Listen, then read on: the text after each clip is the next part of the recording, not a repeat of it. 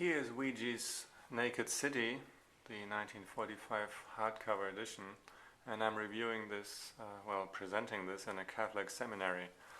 If life gives you lemons, you gotta make lemonade, and here's some sugar, right? So the dust cover is missing, and unfortunately this is not my book, but somebody, a good friend of mine, owns this book, and I just borrowed it so I can present it. This is wrapped in this plastic wrapper to protect the cover, so you can't really see this fully, but this is Weegee with his typewriter and his cameras. You might be familiar with the spread from the Power Badger, the photo book A History, and it's dedicated to the people of New York. What I'm going to do, this is the 45 book, what I'm going to do is I'm going to show you the book, and I'm going to read some of the captions underneath the pictures. Not all the captions, there are a lot of captions, and there are a lot of chapters, as you can see, so I'm not even going to be able to get through the whole book. But you'll get an idea of the book by looking at the pictures, of course, and at the captions. So this is the man. This says a book is born. Let's just look at the pictures. Weegee's Naked City. So the photographs are sorted into different sections, different chapters, and you'll figure out how that works pretty easily by just looking. This one is Sunday morning in Manhattan. And layout-wise, it's done fairly smartly. You usually have these pictures. Often their pictures are paired up in ways that are sort of obvious, but that's okay. And then for each photograph you get a caption. Sometimes you don't get a caption. Sometimes the captions are longer. Sometimes it's just a short sentence. Like in this case, sleep is where you find it.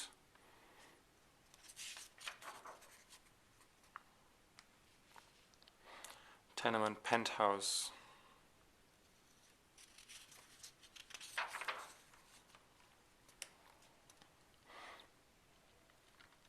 Here it is. Hey, the cops won't like this, or this.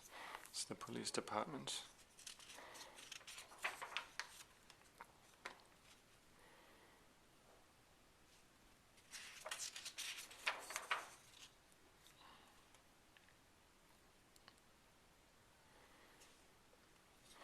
The captions are always a little bit on the very obvious side, but that's really where the charm of this book lies. I mean, the pictures are not incredibly subtle themselves, and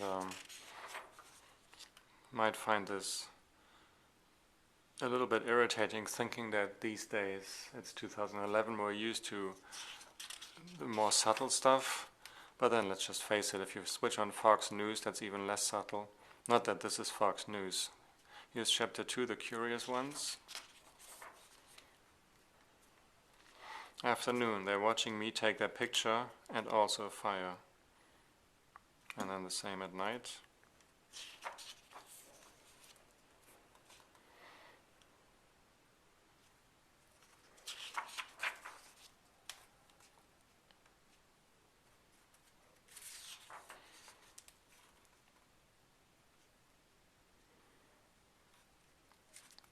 And it really is about life in the city.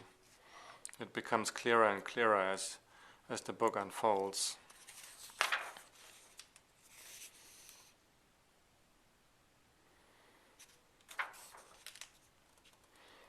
Here's one of those pairings.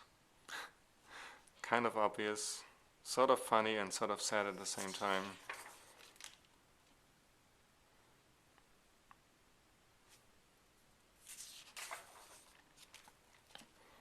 Fires, chapter 3. Of course, here's the joke, simply add boiling water.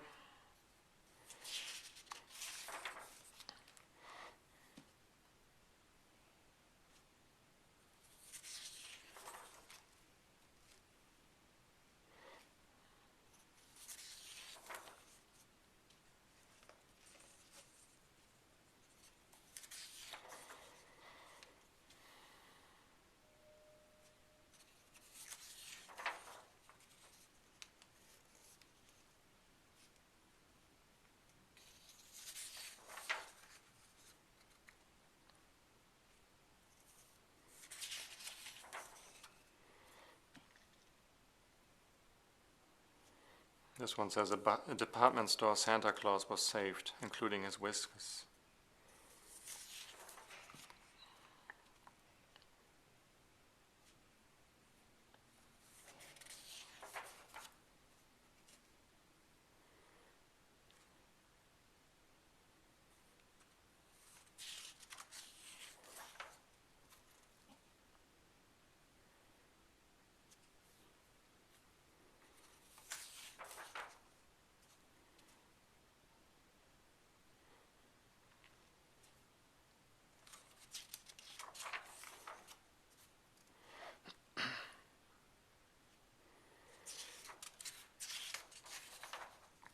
And then we're getting into murders, chapter 4.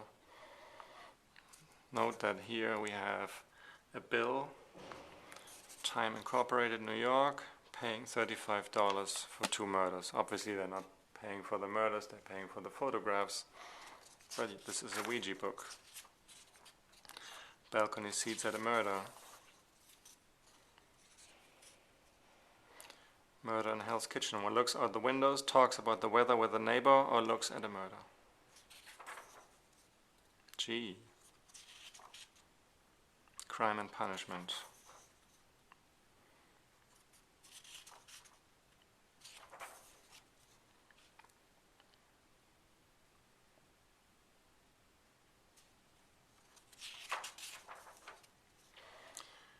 Chapter 5, Sudden Death.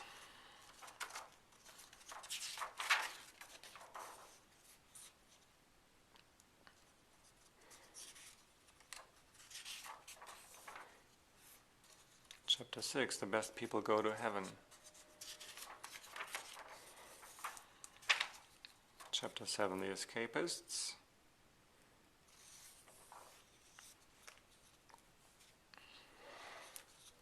There's a ball at the wall of Astoria. Weegee could have probably easily made a book only about murders and accidents, but he chose not to, which I find interesting. So it really is not just about the sensationalist. There's a lot of just life in New York City in this book.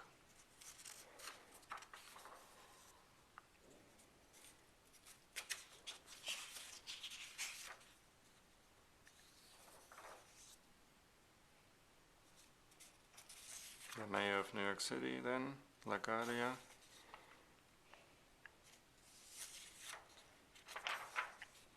And Frankie. Well, you all know who Frankie is. There's Frankie. This is done particularly smartly.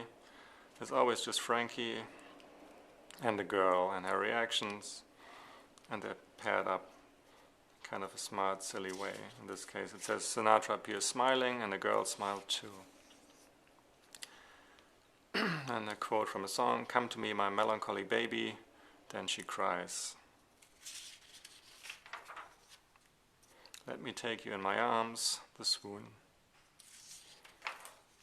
"I dream of you," ecstasy and exhaustion.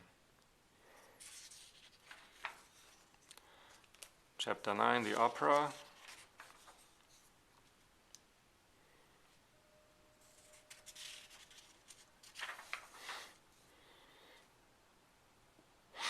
But there is a strong social commentary that's going through the book, which is obvious in many of the captions, but also in the imagery in this one here. The common people waited in the street in the rain for standing room, while society arrived wearing galoshes and pearls.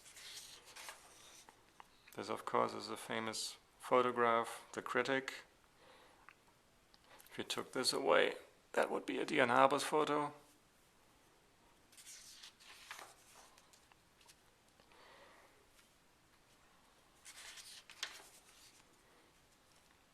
Here we have a full bleed. So you see the layout of the book is done pretty smartly. It just varies, and it works very well with the photographs. So I've got about halfway through this book, The Bowery, chapter 10, and I'm not going to be able to show you the full book. It goes on like this. If you have a chance to find the book somewhere, go check it out. It's done very smartly.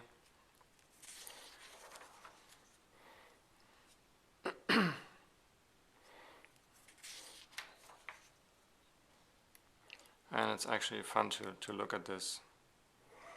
Okay, so this is, as you can tell, I showed you about half, well, a little bit more than half of the book. This is Weegee's Naked City. This just continues with all these different scenes and chapters. Blackout, making out at the beach, all this kind of stuff. This is the 1945 hardcover. The dust cover is missing.